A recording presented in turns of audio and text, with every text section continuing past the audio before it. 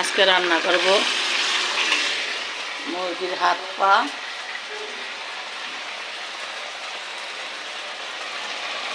আলু বেগুন আর কাঁঠাল বিচি দিয়ে দিচ্ছি আদা রসুন বাটা পেঁয়াজের মধ্যে।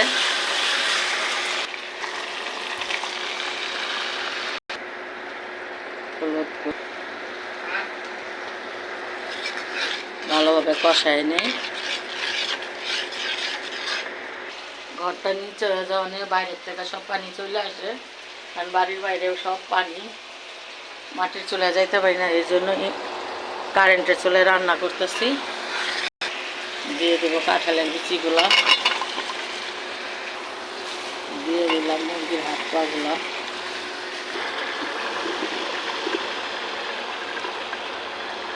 তরকারিগুলো কষায় নিই।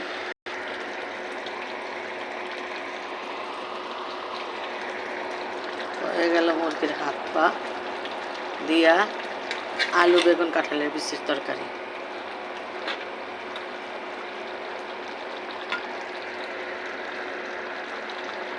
আল্লাহ হাফেজ।